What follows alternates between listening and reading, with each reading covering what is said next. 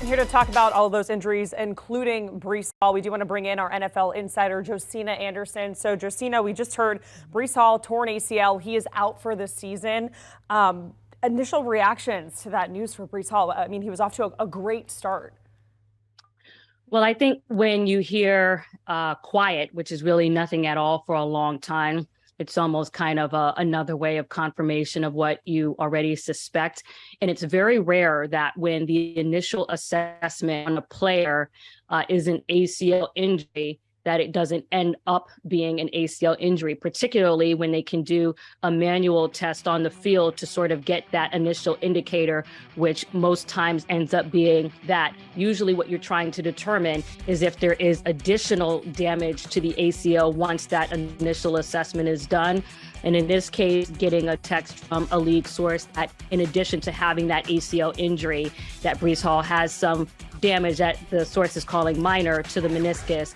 But nonetheless, after conducting the MRI, that is the full picture. So the good news is that the Jets are 5-2. But even in that accomplishment, particularly for teams in the New York, New Jersey area, going back to yesterday, I was hearing, a somber tone out of, the sources that I typically talk to. And that really is just the full recognition of, the talent that Breece Hall, what he was showing in his short bursts and his full kind of, talent skill set on this team already. So they will have to go and move forward with Michael Carter, who had 13 carries for 29 rush yards.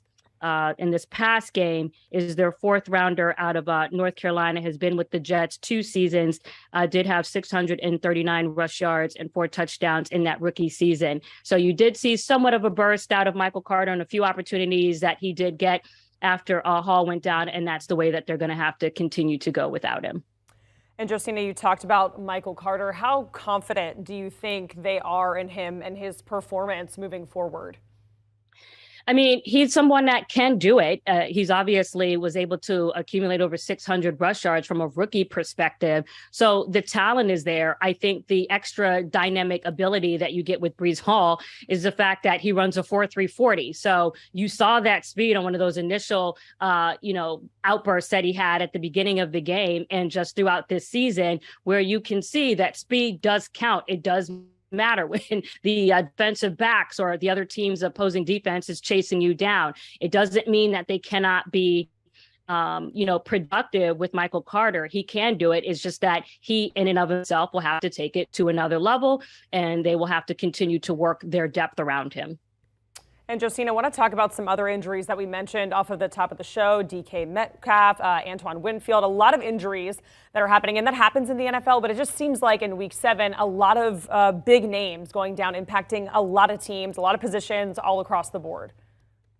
Well, one of the other big ones that were in addition to the list that you mentioned is waiting for Evan Neal right away after that. And that's the tackle for the Giants, who was 7th overall pick this past draft. And that's a big deal to a quarterback who obviously is trying to continue to show himself. And I know we'll talk more about Daniel Jones.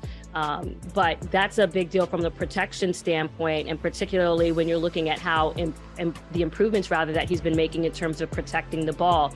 Right away, I did hear that it was an MCL injury, and the source had said at the time that we're just waiting to hear the extent of it, how serious it is. Is it a grade 2? Is it a little bit more than a grade 2? And, for people out there who are listening, you're trying to figure out basically everything is always a tear, even if it's a sprain. You're basically trying to figure out how much of on the degree radiant, how much of it is from a micro to a macro standpoint. And obviously a macro being that there's more of an actual ripping as opposed to, tears more so on the tissue level, so to speak. So that's what we're really trying to figure out from Evan Neal. And the reason why that's important is because we'll obviously get an idea of how long he's going to be out. So the initial thought as of right now is that it was not season ending, but of course we're waiting for official confirmation. And as for the other injuries that you mentioned, when it comes to DK Metcalf, he did have the initial x-ray scans, which is typically what you can do from a game site to know that those are negative, but the MRI is what's going to be more conclusive relative to ligament damage. So we are waiting to hear on that. And those are happening. Do you want a sports network that delivers everything that matters about the game? The highlights, the picks, the instant analysis, no yelling, no fake debates, no politics. Hit the subscribe button and never miss a moment.